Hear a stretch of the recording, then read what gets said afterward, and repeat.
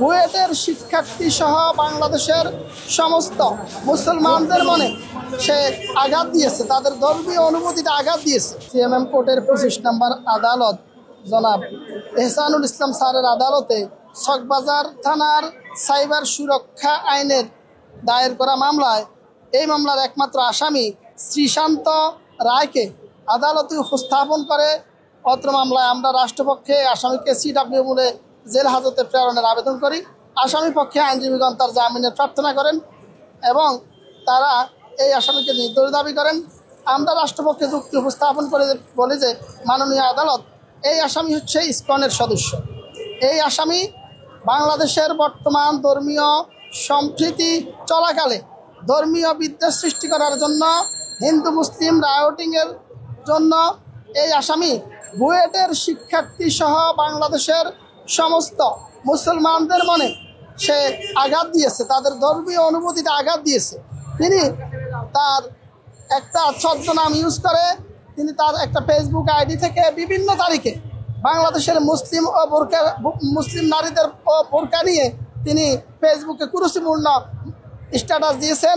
তিনি মাদ্রাসার ছাত্রদেরকে নিয়ে অত্যন্ত অশালীন ভাষায় স্ট্যাটাস দিয়েছেন এবং ফজরের নামাজের যে আজান হয় সেই আজান নিয়েও তিনি মন্তব্য করে বলেছেন ইন্ডিয়াতে আজান নিষিদ্ধ, বাংলাদেশেও নিষিদ্ধ করা উচিত। এক্সট্রিম মশার কয়েল প্ল্যান্ট ফাইবার দিয়ে তৈরি, ডেঙ্গু চিকুনগুনিয়া বাহি সহ যে কোনো মশার বিরুদ্ধে দেয় এক্সট্রিম সুরক্ষা। আমরা বলেছি যে যেখানে আমাদের প্রিয় জাতীয় কবি নজরুল বলেছেন মসজিদের পাশে আমায় কবর দিও ভাই, সেই অবস্থায় আমাদের দেশের ধর্মপ্রাণ মুসলমানরা এবং হিন্দুরা যেখানে শান্তিপূর্ণভাবে বসবাস করছে, বর্তমান সরকার যেখানে দেশে শান্তি শৃঙ্খলা বজায় রেখে একটা নির্বাচনের মুখে এগিয়ে যাচ্ছে, সেখানে আজকের এই আসামি অত্যন্ত গভীর ষড়যন্ত্রের অংশ হিসাবে এই পোস্টগুলা দিয়ে ধর্মীয় বিভেদ সৃষ্টি করে দেশে অশান্তি ও হানাহানি এবং দাঙ্গার আয়োজনের চেষ্টা করছে।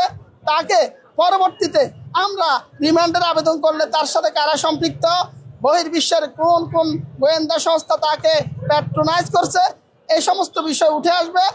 বিজ্ঞ আদালত উভয় পক্ষের বক্তব্য শ্রবণ আনতে সন্তুষ্ট হয়ে আগামী তারিখে অর্থাৎ আগামীকাল রোজ বৃহস্পতিবার এই মামলার আইওর উপস্থিতিতে শুনানির জন্য দিন ধার্য রেখেছেন। আজকে আসামিকে সিডব্লিউ মূলে জেল হাজতে প্রেরণের নির্দেশ দেন। আসলে এখানে মামলার যে এজাহারে ফরওয়ার্ডিং আমরা যেটা পেয়েছি যে ধর্মীয় অনুভূতিতে আঘাতের বিষয়, সেই বিষয়ের সাথে ধারার গরমিল থাকার কারণে আয়ু সাহেবকে কালকে ডাকা হয়েছে।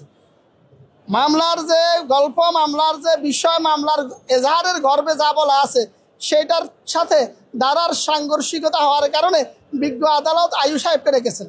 বিজ্ঞ আদালত আয়ু সাহেবকে ডেকে মূল ঘটনার সাথে মিলিয়ে সেকশন যোগ করে এই মামলার শুনানি শুনবেন আগামীকালকে। ইনশাল্লাহ আমরা রাষ্ট্রপক্ষে আমাদের সাবমিশন রাখবো।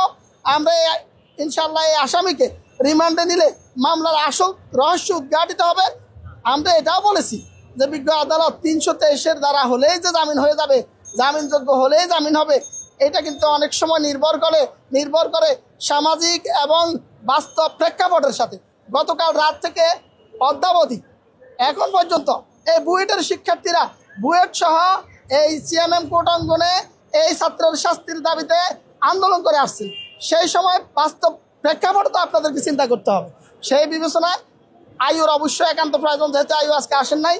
আয়ু সাহেবের উপস্থিতিতে শুনানি হলে ন্যায় বিচার নিশ্চিত হবে। বিজ্ঞ লার্নেড, আপনি বলছেন যে বাস্তবতা চিন্তা করতে হবে, আমরা বাস্তবতায় চিন্তা করছি। এখানে কি তাহলে আসামিকে আসলে কোনো প্রিভিলেজ দেওয়া হচ্ছে? একদিকে আয়ু রিমান্ড চাননি, আবার ধারাও হচ্ছে গিয়ে জামিনযোগ্য সব ধারা যুক্ত করেছেন, তাহলে কি আসামিকে কোনো রকম বাঁচিয়ে দেওয়ার চেষ্টা করা হচ্ছে এই মামলা থেকে? আজকে যেহেতু বিজ্ঞ আদালত আগামীকাল আয়ুর উপস্থিতিতে শুনানির জন্য রেখেছেন, আগামীকালকে আমরা শুনানি অন্তে বিজ্ঞ আদালত সন্তুষ্ট হয়ে যে আদেশ দিবেন, সে আদেশের প্রেক্ষিতে আপনারা বুঝতে পারবেন আসলে কোনো সমস্যা হয়েছে কিনা। অনেক সময় প্রিন্টিং মিস্টেকও হয়।